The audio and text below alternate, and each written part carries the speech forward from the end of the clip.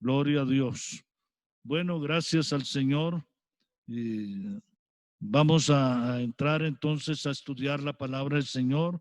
Y quiero que en esta mañana nos demos cuenta, hermanos, que debido a todo esto que está sucediendo, hay muchos que han salido a pescar, hay muchos que han salido a hacer la pesca y se han propuesto a predicar y predican una cosa, predican la otra y de pronto han hecho daño en la mente de muchos porque algunos han creído de que entramos ya a la tribulación, otros creen que la iglesia pasará por la tribulación, otros creen que de pronto se han quedado porque han escuchado mensajes extraños, pero creo que la iglesia del Señor tiene una fe,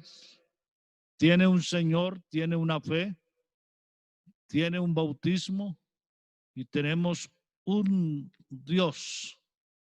Y este Dios maravilloso es el dueño de cielos y tierra y sabemos de que esta iglesia está en sus manos, está en lo más reservado de su corazón porque es su amada. Entonces no debemos de preocuparnos porque tenga en cuenta, mi querido hermano, mi querida hermana, que el Señor no va a causar un daño en el mundo si no ha sacado su iglesia primero. Tenga en cuenta eso, que nosotros estamos aquí como embajadores y como embajadores siempre una nación cuando va a tener problema con otra, lo primero que manda a llamar es a sus embajadores. Así que no nos preocupemos, estamos seguros en Cristo y si estamos seguros en Él es porque tenemos la confianza que Él nos ha dado. Bueno, vamos a hablar de la carta a los Efesios. Esta es una carta que fue escrita por el apóstol Pablo desde la cárcel, cuando estaba en la cárcel aproximadamente en el año 60 al 62 después de Cristo. Esta carta tiene escritos doctrinales a una iglesia que ya se había calificado como la iglesia hermosa. Y ustedes pueden observar, hermanos, porque vamos a mirar eh, todo lo que tiene que ver con esta carta en el transcurso de esta enseñanza. Tiene escritos doctrinales. Éfeso era como una ciudad, como ciudad, era un terreno fértil para la palabra, el evangelio. A pesar de que era una ciudad donde tenía una diosa a la cual veneraban y tenían mucho interés para adorarle, mas sin embargo allí se predicó el evangelio y fue una iglesia que adoró y ayudaba y tenía en su corazón el sentimiento de engrandecer al Todopoderoso. Y nosotros tenemos que entender, hermanos, en esta mañana, que si esta iglesia que estaba allí en Éfeso, en esa costa del Mediterráneo, de esa costa de Turquía, esa iglesia, igual que nosotros ahora, debemos de tener el mismo sentir, el mismo deseo de adorar a Dios, porque tenemos el mismo Dios, porque el Dios nuestro es aquel Dios que estuvo con la iglesia en Éfeso, aquel Dios que Pablo les enseñó a esta iglesia, que Pablo empezó a decirles que eran santos. A esta iglesia en Éfeso, Pablo empezó a decirles que tenían el conocimiento, eran santos escogidos, según el verso 4 del capítulo 1. Eran escogidos para la alabanza de su gloria. Eso lo dice en el verso 6. Vamos a estar mirando el capítulo 1 de Éfeso. Era una iglesia que había oído la palabra de verdad, el evangelio de salvación, habiendo creído en él. Era una iglesia sellada con el espíritu de la promesa, según lo narra el versículo 13 de este capítulo 1. Era una iglesia con una garantía de herencia hasta la posesión por las arras del Espíritu, porque el Señor le dio a esta iglesia las arras como nos la ha dado a nosotros, que estamos en espera de este acontecimiento. Pablo enseñó en esta carta la unidad de la fe. ¿Y a través de qué? En el capítulo 4, el verso 1 al 6 nos habla, allí es donde quiero que miremos, el capítulo 4 de Efesios, dice el verso 1, yo pues preso en el Señor, os ruego que andéis como es digno de la vocación con que fuisteis llamados, con toda humildad y mansedumbre, soportándoos con paciencia los unos a los otros en amor, solícitos en guardar la unidad del Espíritu en el vínculo de la paz, un cuerpo y un espíritu, como fuisteis también llamados en una misma esperanza de vuestra vocación, un Señor, una fe, un bautismo, un Dios y Padre de todos, el cual es sobre todos y por todos y en todos. Pero a cada uno le fue dada esa gracia. Miren, mi hermano, cuando hablamos aquí de la iglesia en la carta a los Efesios, estamos ya hablando de una iglesia que el Señor la preparó, la puso en el sentido para que nosotros viésemos cómo es el andar de una iglesia que tiene la unidad del Espíritu. ¿Cómo debe de ser una iglesia que sabe conducirse en medio de un mundo pecaminoso?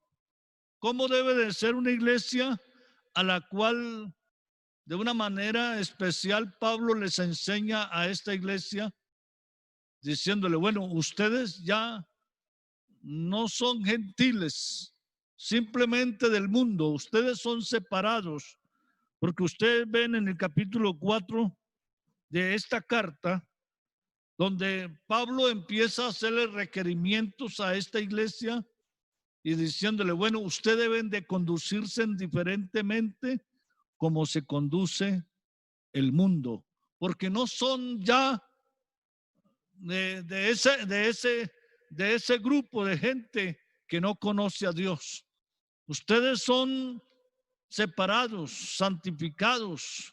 Ustedes son diferentes porque Dios los ha llamado para que sean diferentes en medio de todo. Y Pablo les exhorta desde la cárcel. Pablo no estaba de turismo. Pablo no estaba por ahí viajando de aquí para allá y haciendo otras cosas. Pablo estaba en la cárcel, pero él en su corazón tenía el amor por la iglesia en Éfeso.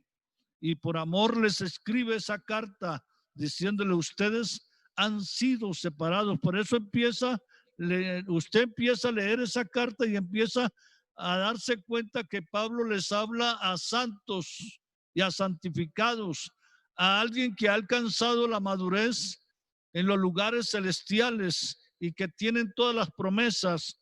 Y a esa iglesia entonces Pablo les dice, ustedes guarden la unidad de este Señor que tenemos, de esta fe que profesamos, de esta armonía y de este bautismo que tenemos, porque era una iglesia que se componía de judíos y gentiles, y para que no hubiese entonces como ese sentimiento, es que yo soy judío y este gentil, no, porque el Señor dijo, tenemos un solo Dios. Y ese Dios es el que usted y yo tenemos en este día, y podemos decir con todo el corazón, hemos creído en el verdadero Dios, que es el Dios eterno y que es la vida eterna y que es la promesa para cada uno de nosotros, y que podemos tener la seguridad de nuestra salvación. Mi hermano, cada que puedo yo contemplar esta escritura en la carta a los Efesios, me doy cuenta que Pablo les enseña a esta iglesia que como iglesia ya definida delante de Dios, es una iglesia madura, es una iglesia que tiene las arras, es una iglesia que ya ha tenido la seguridad de todo lo que es la parte del Espíritu Santo en su vida, que ya no andan según la carne. Y él empieza a decirles en el capítulo 4, el verso 17 en adelante. Dice, esto pues digo y requiero en el Señor. Cuando él dice esto pues digo y requiero en el Señor, está dando a entender que ya usted y yo, como ellos en aquel momento, no andamos según la carne, no andamos según los gentiles, no andamos según los deseos del mundo, porque a veces nosotros tratamos de cambiar y que el evangelio se acomode a mi vida, y yo no pretendo no acomodarme al evangelio, sino que él se acomode a mí. Pero lejos esté de la iglesia del Señor, la que ha sido comprada a precio de sangre, la que tiene esta promesa tan grande, estas arras de la herencia, vivir de acuerdo al mundo. Por eso Pablo les dice a esta iglesia que no vivamos de acuerdo a ese mundo. Y sigue diciendo de la siguiente manera, que andan en la vanidad de su mente, teniendo el entendimiento entenebrecidos, ajenos de qué, de la vida de Dios, por la ignorancia que en ellos hay, por la dureza de su corazón, los cuales después que perdieron toda sensibilidad, se entregaron a la lascivia para cometer con avidez toda clase de impureza. Pero luego dice Pablo, mas vosotros no habéis aprendido así a Cristo. Si en verdad le habéis oído y habéis sido por él enseñados, entonces conforme a la verdad que está en Jesús, en cuanto a la pasada manera de vivir, despojado del viejo hombre que está viciado conforme a los deseos engañosos, y renovados en el espíritu de vuestra mente. Y luego dice el apóstol Pablo a esta iglesia amada, le dice, ustedes ya caminan diferente, ya piensan diferente, porque hemos dado un paso adelante y Dios nos ha dado las arras de las promesas. Vivamos diferente, ya no somos como aquellos. Por eso sigue diciendo, en cuanto a la pasada manera de vivir, despojaos, quítese en esa vestimenta que ya no les luce, que ya no les agrada, y que esto ya no es para nosotros. Quítese en esa vestimenta de pasiones, esa vestimenta de orgullo, esa vestimenta de cosas que no vienen al caso para un cristiano fiel a Dios. Quítese esa vestimenta sucia que ha dañado la vida de muchos. Y sigue diciendo, y vestidos de qué, mas vosotros no habéis aprendido así a Cristo. Y luego dice, en cuanto a la pasada manera de vivir, despojados del viejo hombre que está viciado conforme a los deseos engañosos, y renovados en el espíritu de vuestra mente, vestidos del nuevo hombre, creado según Dios en la justicia, santidad y la verdad. El Señor le dio a esta iglesia en Éfeso, como también nos la ha dado a nosotros, un vestido de justicia. ¿De qué más? De santidad y de verdad. Por eso cuando usted y yo le prestemos atención a la palabra de Dios, no nos dejamos engañar, no nos dejamos manchar ese vestido. ¿Por qué? Porque el vestido que el Señor nos ha regalado es de justicia, de santidad y de verdad. Y cuando el creyente tiene ese vestido, lo cuida, se cuida que no se le vaya a ensuciar, lo cuida de que no se le vaya a manchar. Y esa iglesia tenía que vivir una iglesia con ese sentimiento de que por donde quiera que anduviese, por donde quiera que pasase, cuidar su vestido. Déjeme decirle, mi querido hermano, en este día, nosotros estamos aquí en este mundo, pero recuerde que no somos del mundo. Estamos aquí, pero no militamos según el mundo. Estamos aquí, pero vamos de paso, y mientras vamos caminando debemos de tener cuidado que nuestro vestido no se vaya a manchar, porque somos escogidos para gloria de su nombre. Somos escogidos para habitar los lugares celestiales. Somos escogidos como la iglesia en Éfeso, que podía decir: tenemos el Dios poderoso con nosotros, tenemos esta misma fe y tenemos esta misma esperanza y tenemos este mismo bautismo, porque todo aquel que ha sido invocado el nombre del Señor Jesucristo y ha creído en él y se ha llenado del Espíritu Santo, entonces hace parte de esta iglesia que está preparada para un día viajar con el Señor. Mi hermano, el apóstol Pablo sigue diciéndole a los ya convertidos de la carta a los Efesios, cuando habla de la nueva vida en Cristo, está diciéndole que guarden ese vestido, que lo tengan bien blanquito, que lo cuiden para el día de la venida, por lo cual desechando la mentira. Ya no puede haber mentira en un cristiano. Ya no puede haber mentira que miente, tal vez que le miente la esposa, que le miente al esposo, que le miente al hijo, o que el hijo le miente a los padres, o que le mienten al hermano o al pastor. Ya no, porque somos hijos de Dios y los mentirosos no heredarán el reino de Dios. Y sigue diciendo la palabra del Señor: hablad verdad cada uno con su prójimo, porque somos miembros los unos de los otros. Miren, mi hermano, como iglesia somos uno. Como cuerpo de Cristo tenemos una evidencia de que Cristo tiene que estar en nosotros. Alabanzas a su nombre. El que dice, sigue diciendo: airaos, pero no pequéis, no se ponga el sol sobre vuestro enojo, ni deis lugar al diablo, porque a veces se le da lugar en cosas muy pequeñas, se le da lugar al diablo.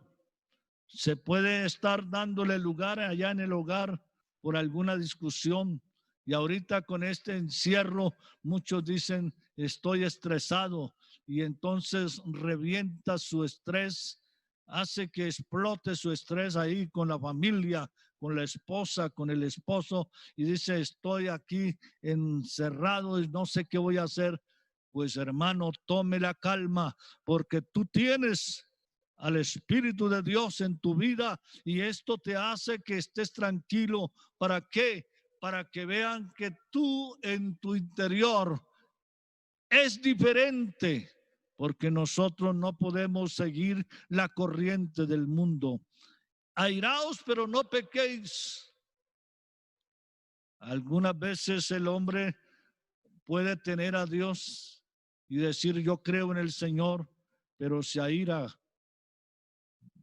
tira la loza, tira la puerta, tira todo, grita y pasa el perrito y le da puntapié, pasa el animalito y no sabe.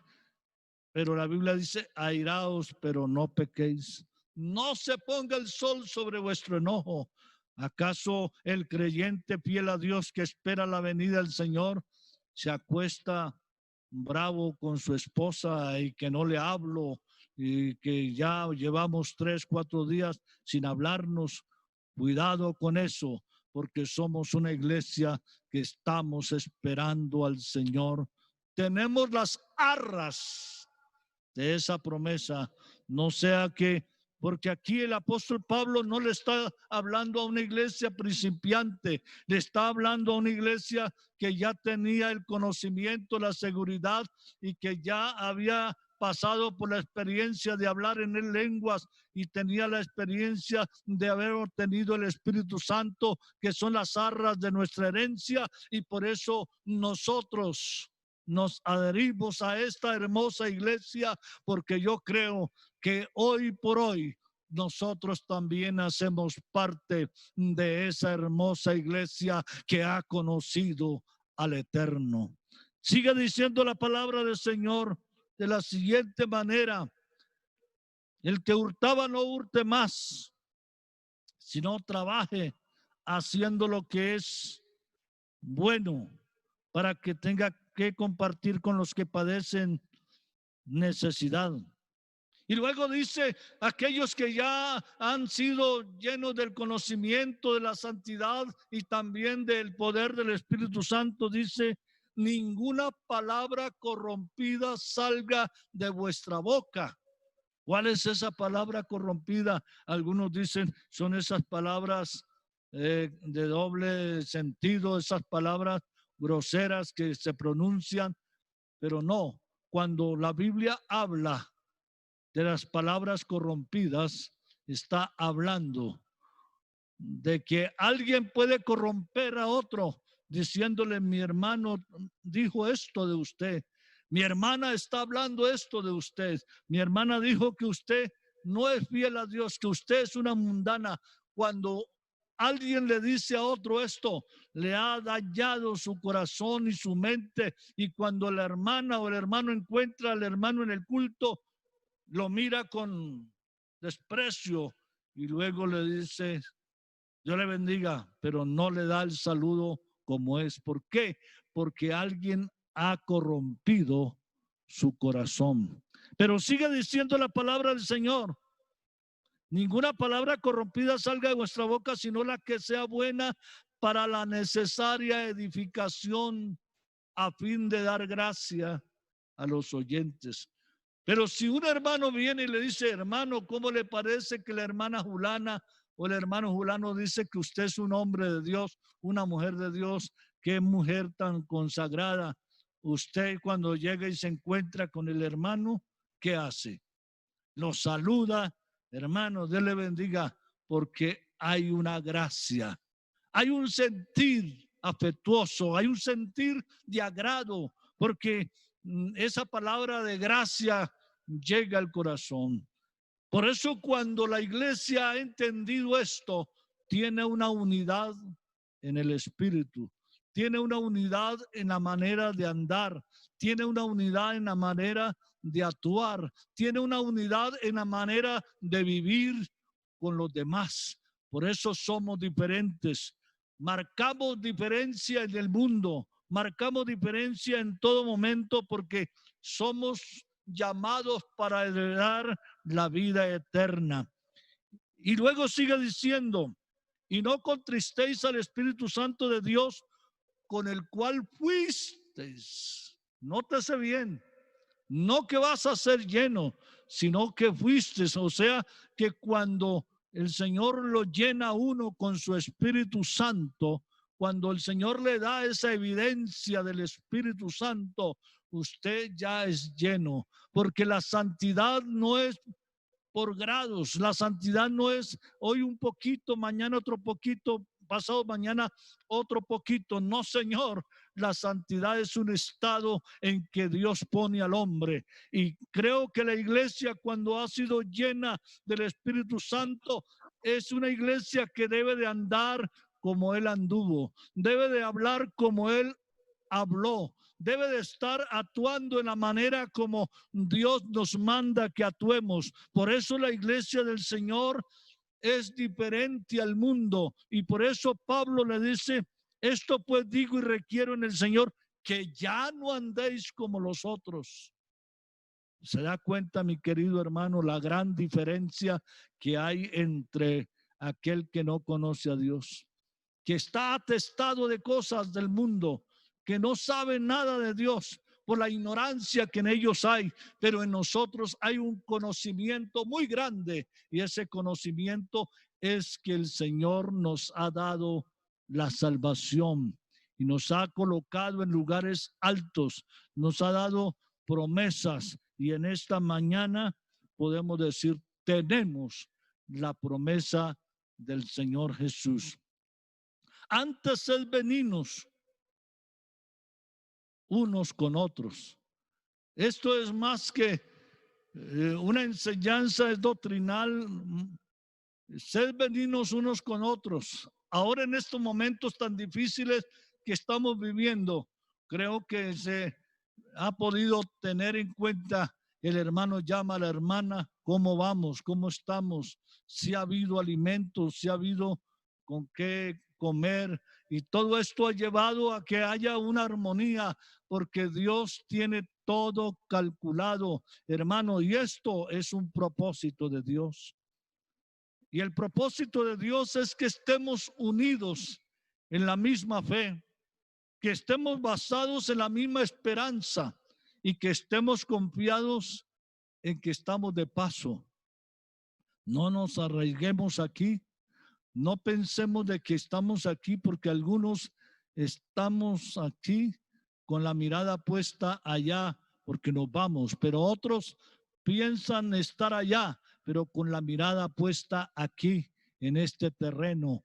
Hermano querido, nosotros debemos de dejar que Dios siga haciendo la obra en cada uno de nosotros. Todo esto cambiará. Después de este problema cambiará, pero Dios nos ha dicho a nosotros que estemos quietos, porque Él no ha cambiado para nosotros. La vida nuestra depende de Dios. La vida nuestra no depende de las organizaciones del mundo. La vida nuestra no depende del pensamiento del hombre ni de los gobernantes. La vida nuestra depende de aquel que nos llamó, nos compró y nos alistó y nos tiene aquí puestos a la expectativa de este gran acontecimiento. La iglesia en Éfeso era una iglesia que aprendió a vivir esa vida de fe y aprendió a sostenerse en esa fe. Y tanto que en el capítulo 6 de esta carta, el apóstol le habla de que deben de estar siempre con esa vestimenta puesta, que deben de estar con la armadura puesta, que deben de estar dispuestos a cualquier momento de ataque del enemigo. Así que en esta mañana, mi hermano, usted puede tener muchos ataques ahí, puede tener muchas dificultades, puede tener muchos momentos difíciles, puede tener que en un momento de desespero usted diga: ¿yo qué voy a hacer? Pero no te olvides que Jesucristo está a tu lado. Tú eres diferente. Si hemos renovado nuestra vida y cada día le decimos al Señor: ve si hay en mí camino de perversidad. Si cada día nos preparamos diciéndole: Señor, yo creo que tú eres lo máximo en mi vida, no nos preocupemos por otra cosa. Pero si tu vida todavía hay vanidad, si en tu vida todavía hay cosas malas, si en tu vida todavía hay un desespero mundano y todavía practicas cosas que no son del agrado del Señor, pues hermano, quiero decirte, estás en peligro porque la vida nuestra en esta mañana debe de estar aferrada a esa presencia majestuosa de nuestro Dios. Nosotros debemos de tener en cuenta que si caminamos aquí, caminamos cuidando nuestro vestido de justicia, de santidad y de verdad. Si usted y yo no cuidamos este vestido, estamos perdidos. Ya el vestido está dado. El vestido no es que nos lo van a colocar, el Señor nos lo dio. Y en esta mañana yo me regocijo saber de que tengo una vestimenta que es la esencial para la vida eterna. Hermano querido, nosotros no vamos más caminando de acuerdo al mundo. El mundo pasa y sus deseos. No trates de poner el evangelio a tu acomodamiento. Algunos dicen, yo busco una iglesia donde se acomode a mis gustos. Yo quiero una iglesia que se acomode a mi manera de vestir, a mi manera de vida, a mi manera de andar. No, Señor, nosotros debemos de tener en cuenta que un día un hombre quiso engañar al papá y lo quiso engañar y vino y se puso los trajes de su hermano y vino y se colocó algo que tuviese bellos y pudiera el papá tocar sus manos y sentir de que era belloso. Y el hombre empezó a decirle al papá de que él era el hijo y de pronto los vestidos tenían olor, el olor de aquel hijo que amaba su padre.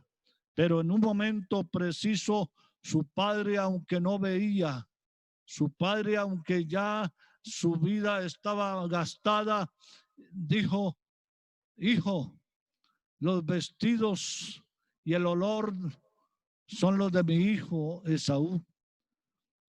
Y su cuerpo es el cuerpo de Esaú, pero tu hablar es de mi hijo Jacob. No sea que al hablar Dios te descalifique. No sea que al andar Dios te descalifique. No sea que al usted actuar allá con su familia, en familia, ese testimonio te descalifique y pierdas esa herencia la cual Dios tiene para nosotros. Nosotros somos diferentes en todo. Aunque estamos en este cuerpo, nuestro espíritu debe gozarse en la adoración, en la alabanza. Yo no sé cuántos en este momento allá en su casa se han hecho de pronto de esos creyentes.